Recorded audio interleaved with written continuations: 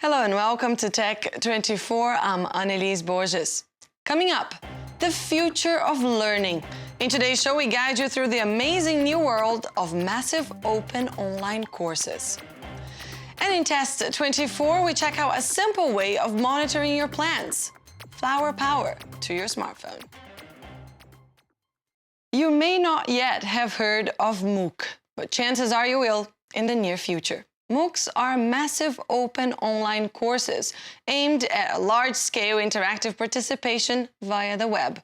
Across the world, students can access content from prestigious universities for free. Here's a look at how France is experimenting with MOOCs. These students follow classes in America's elite universities while sitting in a Paris cafe. They don't have to get into class because courses are available online. They're called MOOCs, massive open online courses, and they're free. I would have never made it into these top schools. I could have never paid for the tuition for Stanford. You don't already need to have a degree to access these courses. You can have any type of professional or academic background. Courses last a few weeks. After that, the students complete an exam. That's my certificate from Stanford. I studied democracy development. Until now, no major French university has offered its own MOOCs. This will change in January. The country's best schools will then form a common platform. For now, only private institutes offer online courses. It's a different format. Students can play around with it and interact with the teacher. That's why we believe it'll become a major learning method. The goal is to teach hundreds of thousands of students, even millions. This professor says he's had to think out the course carefully. When I have my classes in front of me, I walk and look out for the students' reactions. When I see them frown, I rephrase my sentence to make it clearer. I obviously can't do that here. There's no feedback. MOOCs are not just for students and adults. These children in New Delhi use them every day. In class, it's not easy to remember everything the teacher says because he only says it once. Here we can watch lessons over and over again until we understand. The method is different. Here is the man behind the method, Salman Khan, the world's most famous math professor. He lives 12,000 kilometers away from New Delhi in California, teaching 6 million children throughout the world. And Marc joins me now. Marc, MOOCs started in the US with prestigious brands such as Harvard, MIT, Stanford. But how about the rest of the world? How is that initiative playing out? Well, interestingly enough, the UK, which was at the forefront, were pioneers, really, of open distance learning. And the Open University has just celebrated its 40th year. Now, they've teamed up with the British Museum and the British Council, and together with 20 of the top universities in the UK, to bring MOOCs, to make them available in the autumn. And that's absolutely fantastic. It's going to be an organisation called Future Learn. Now, they've also got take-up from the University of Auckland in New Zealand. They've got Monash University just came back to me, which is in Melbourne in Australia. But again, we were talking about the ones in the US, MIT, but they've managed to get take-up from a huge amount. Now, you search anyway for MOOCs across the internet, you'll come across edX, which is this joint venture which started last year between Harvard and MIT. Now, they've got the University of Kyoto, who've signed up, Berkeley, and they're providing all sorts of very diverse courses. You can learn computer science, engineering, medicine, really fantastic, global, and it's going to continue progressing that way.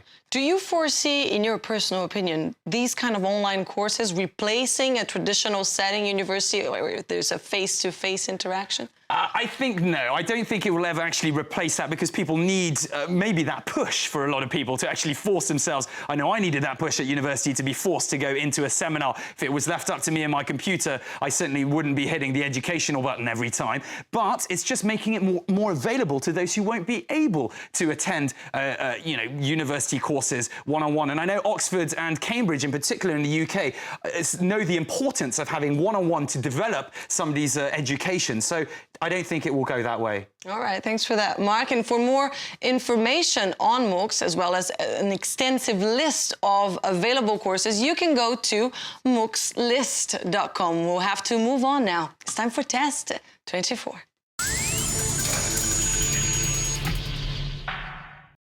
With our daily lives increasingly full and with few of us able to afford a personal home gardener, Flower Power is the answer for all your plant needs. 24 hours a day, wherever you are. The Parrot Flower Power sensors measure in real time brightness, temperature, moisture content of the soil and the fertilizer rate to guide you in the care of your plants. Marc tested one for us. Marc, did the Flower Power make it easier for you to tend to your tulips? I've got to admit... These are not tulips, I know, but... Gerberas, red gerberas. Now, that's going to make it sound like I actually know a thing or two about flowers. I really, really don't. And this was... I came across this test slightly with trepidation because it's not often that I have no green fingers whatsoever. Horticulturalism is not top of my agenda, but again, we have to try these things out for Test 24.